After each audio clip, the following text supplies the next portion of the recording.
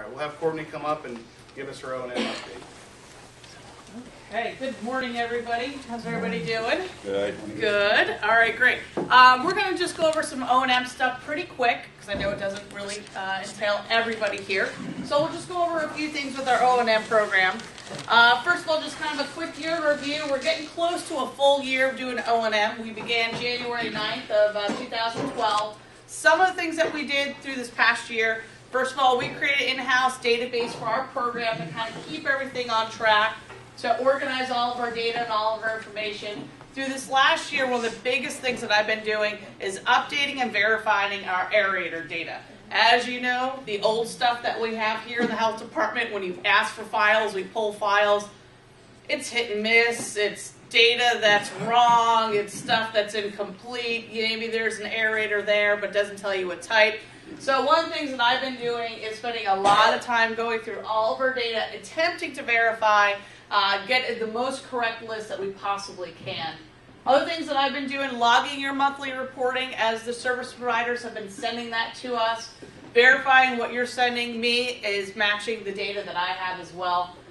When we have unresolved issues, when folks are letting me know that there's additional comments, would say you go out for a servicing, you go out there, hey, the motor needs to be replaced, homeowner refused to replace that motor, then we follow up with the homeowners on that. So if there's unresolved issues, if the homeowners aren't taken care of, one of the things that I'm going ahead and doing is corresponding with homeowners to hopefully get that corrected.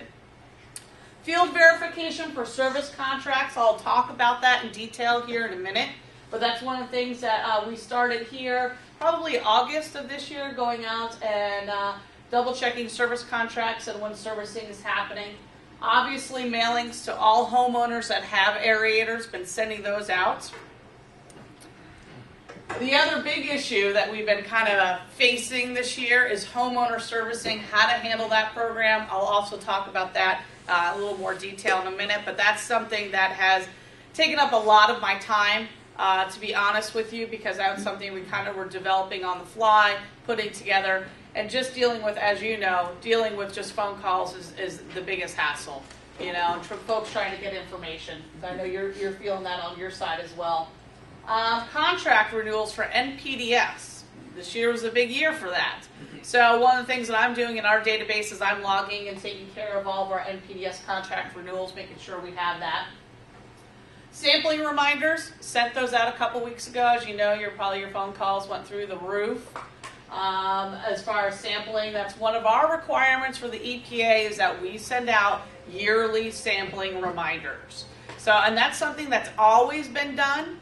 I think we're getting a lot of phone calls because of this O&M program. We've had a lot of more correspondence with homeowners throughout the year already. We've let them know about this new program that they have to have service contracts. We then had to issue everybody that's on a service contract a new operation permit. So I've sent them information on that. They've gotten the NPDS renewal information from the EPA, and then I'm sending out sample reminders. So homeowners are just being overwhelmed with information. Yeah, they've gotten that NPDS sampling reminder in years past, a letter from the health department, but it's just been one letter for the year and that's it, something they just threw out and never looked at, and they didn't really worry about it. But because we've sent so many things to homeowners this year, I think a lot of folks have just kind of gotten a little stressed out about all the information we're sending them. Logging the sampling data, I'll tell you how many we've actually had for 2012. I actually get a lot for other counties. The labs, if you're a company here located in Stark County, I seem to get all of your sampling, even if you're doing something in Akron or some other county, they still send me all that information.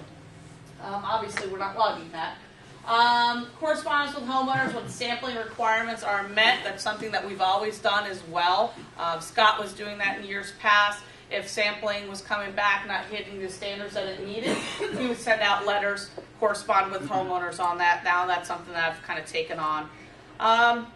Issuing new operation permits, that's also something that we're doing. So just another level of sending more information to the homeowners that we've been doing this year. So let's look at some data since January 9, kind of how we're going. So what we have in our database that I pulled off yesterday, just over 3,700 aerators that we have known. I look back back and when we talked in July, our last meeting, we had just over 3,400 that we had. So in just 6 months, we've actually increased the amount of aerators from data that you're providing, data that Jason's getting, the sanitarians are getting out in the field, and the things that we're just clarifying as far as me going down and pulling records. We've actually increased that number by 300. So that number's moving up. It probably will continue to move up here as we move forward. Since January 9, so we're looking at about 10 months as far as reported information to us. Just over 1,300 contracts that service providers have obtained this year. So we're at about a 36% compliance, which is decent. You know, we're not a full year yet. I think a good short-term goal for us, and I say short-term, was about 50% compliance. You know, we're never going to be a full 100% just because we have vacant properties, properties that are in the transition of being sold, that sort of thing. But, you know, I think if we can get around that 70-80% range, we'll be doing really well. I know some other health departments that Todd and I have spoke with that have O&M programs, a little bit different than what we're doing. I think they've kind of stalemated at about 60%. I think our program's a little more thorough. Hopefully we could get a little bit higher than that. But we're only at 36% compliance, so hopefully you guys aren't feeling the stress too much of just having way too much work to do. So we might actually be hiring some new people. You guys might need to if we're going to keep bumping up the compliance here. Service records that you have provided to us, almost 2,400 service records, and those are things that I'm logging as you're sending in to us. Okay, sampling records. For our actual county, for our jurisdiction, we've only received 12 sampling records in 2012. Yeah, I know, huh? That's why that reminder went out. As I said, I get a lot for other areas, other jurisdictions, but yeah, so far there's 12 people out there really kind of living up to their NPDS, and that's out of 642 NPDS systems. So we got a ways to go to do a little bit better job on the sampling. That's about less than a 2%. I think it was like a 1.8% compliance. Homeowner servicing. Todd, are you going to talk about this a little bit in detail? Yes. So we'll let Todd really kind of go into a little more detail. He talks about the rules and regulations. But obviously, we're still in a little limbo. We got draft rules coming. The training aspect for homeowner servicing is there. We'll be dealing with that as the rules get finalized. We will be sending out 2013 homeowner registration here at the end of December. Basically what we're going to do is homeowners, if they want to service themselves, I'll send them each year at December. I'll send them out a registration form and a service record. They got to mail the registration by the end of January to me. That way they're under our homeowner program. And then they have a service record that they hold on for the year, and they document all the servicing that they do. One of the things that we will be beginning here this year, this spring, is I'm going to be verifying what they're doing at their homes. So we'll be visiting these folks. So not only will we have their service records, and what I'll do is I'll begin with the folks that joined up this past 6 months. I'll have their service record, I'll have their registration from 2012. I'll show up in the spring. Hey, Joe Smith, I see that you are taking care of the system. Let's go look at your system. Why don't you tell me about it? What did you do? So it's not just a check off the box. We're going to be going there and talking to them and see if they actually know what they're doing. We still know that there's going to be education as far as in the field with homeowners, but that is something that we'll be tackling as far as homeowners so they actually understand the purpose of the program, the purpose of why they need to keep their aerators going. So that's one of the big chunks of time that we'll be going to. Service contract field verification. I did begin this in August of this year. Basically, I've gone to service contracts, basically with every service provider that we have. I've gone out and visited homeowners. And some of the things that we do is, first of all, we speak with homeowners, let them know the importance of this program, why they want to keep their service contract up. And a lot of times the question is, well, what do they do when they come out here? So I have the ability to answer that question for them. So that's been nice for them to kind of understand the purpose of it and the importance of it. We check to see if the system's operational. Also verify the type and details versus what I have in our system, what we have. You know, if we say that I have that it's a jet and it's not a jet, something else, we want to correct that in our information. We check the details of the system. And then those stickers that you're placing on the units, we verify those. We bring back the information here to the office, and then I check in our database when they are out, their sticker number, that sort of thing. So we reference all of that information together. Monthly reporting, some things just to think about, the importance of correct data. One of the big issues that we're always going to have is incorrect addresses. That's always kind of a pain in the neck. Just because when properties were first built, maybe they didn't initially have, they had a temporary house range number, maybe it was put into our database incorrectly, it was never changed. So that's something that I fight with on a monthly basis. I'm really kind of going off of what you have. You know, so if you have that it's, you know, 100 Smith Road, so I'm going to look up 100 Smith Road. Well, if I have 101 Smith Road in my records, but it's matching everything else, I may send you an email to ask you what the homeowner's name, especially if it was a more recent, because we at least have the homeowner's name in our HGIS system, and I can verify, okay, that's actually, you have the correct address, I have the incorrect one. So I'm doing a lot of back and forth, and I appreciate, you know, a lot of folks kind of helping me. I know Renee's helped me a lot with quite a few of those, so thank you with that. Monthly reporting includes service data and sticker numbers. The sticker numbers are important for several reasons. The first reason is that when you're saying that you're out to a job, it's hard for us to verify. We can't just be following you around. So the sticker kind of corresponds to your date, corresponds that you were out there at a certain time.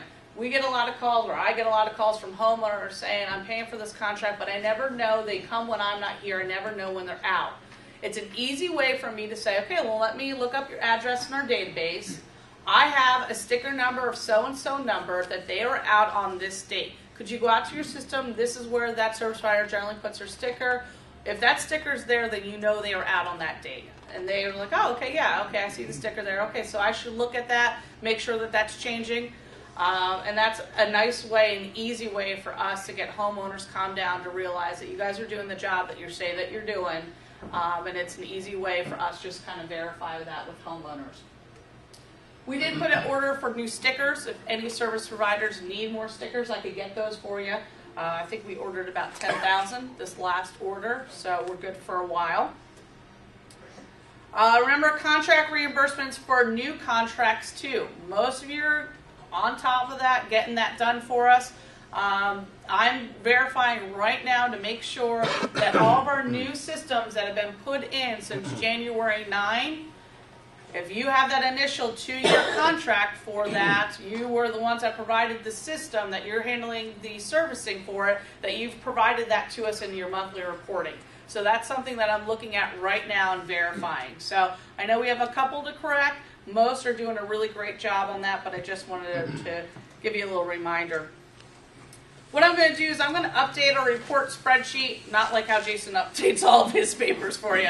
All I'm going to do for that reporting spreadsheet for you is I'm going to update that parcel list. I know most of you go directly to the auditor's site, and if you do that, that's fine and won't interfere with anything.